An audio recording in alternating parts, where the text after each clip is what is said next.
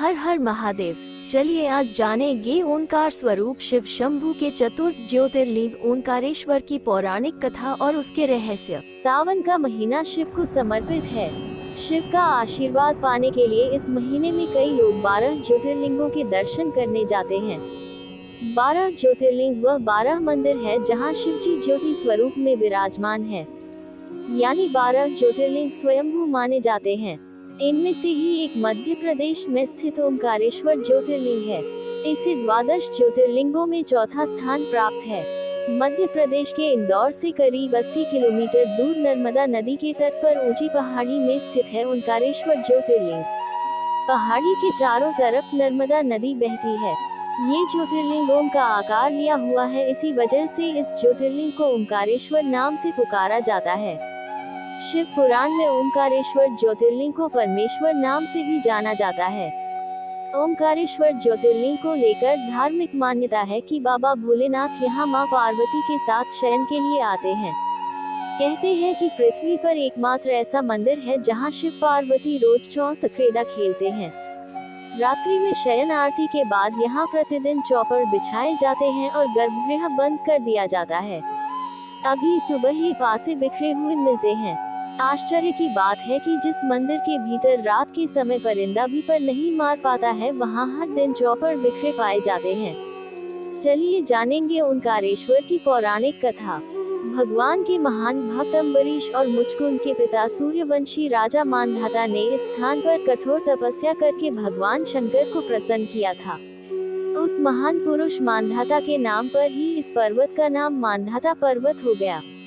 जिस ओंकार शब्द का उच्चारण सर्वप्रथम सृष्टिकर्ता विधाता के मुख से हुआ, वेद का पाठ इसके उच्चारण के बिना नहीं होता है।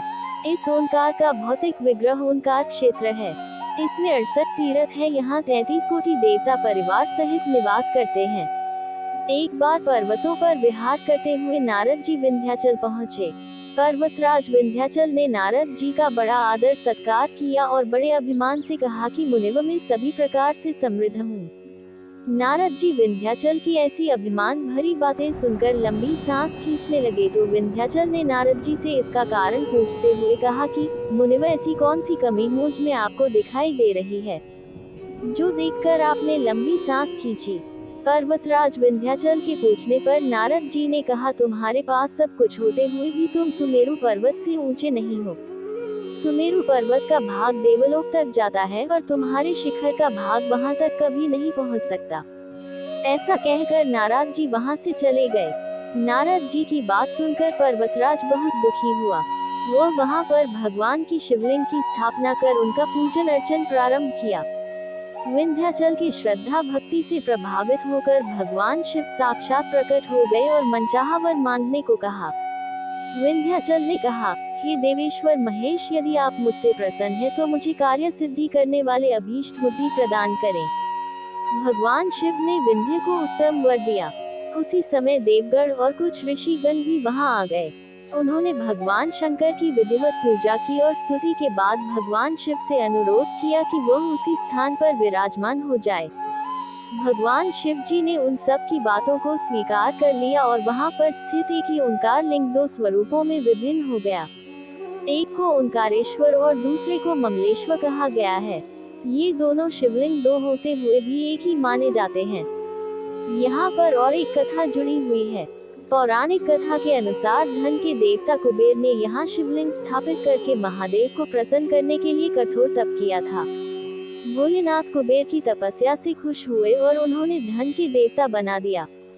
यही शिव शंभू ने कुबेर के स्नान के लिए अपनी जटाओं से कावेरी नदी को उत्पन्न किया था। यहाँ कावेरी और नर्मदा नदी का संगम मिलता है। इस संगम पर धनतेरस के दिन विशेष पूजा अर्चना किया जाता है। ओंकारेश्वर शिवलिंग पंचमुखी है।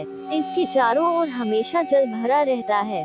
प्रायः किसी मंदिर में लिंग की स्थापना गर्भगृह के मध्य में की जाती है और उसके ठीक ऊपर शिखर होता है, किंतु यह ओंकारेश्वर लिंग मंदिर के गुंबद के नीचे नहीं है। इसकी एक विशेषता ये भी है कि मंदिर के ऊपरी शिखर पर भगवान महाकालेश्वर की मूर्ति लगी है। कुछ लोगों की मान्यता है कि यह पर्वत ही ओंकार रूप में है। परिक्रमा के अंतर्गत बहुत से मंदिर के विद्यमान होने के कारण भी यह पर्वत ओंकार के स्वरूप में दिखाई देता है। ओंकारेश्वर के मंदिर ओंकार में बने चंद्र का स्थान यह ओएस में बने हुए चंद्र बिंदु का जो स्थान है वही स्थान ओंकारेश्वर पर बने ओंकारेश्वर मंदिर का है। मालूम पड़ता है इस मंदिर में शिव जी के पास ही मां पार्वती की मूर्ति स्थापित है। यहाँ पर भगवान परमेश्वर महादेव को चने की दाल चढ़ाने की परंपरा है। मेरे चैनल परफेक्ट कहानियाँ को लाइक, शेयर और सब्सक्राइब कीजिए और बेल आइकॉन को दबाना न भूले। Thank you.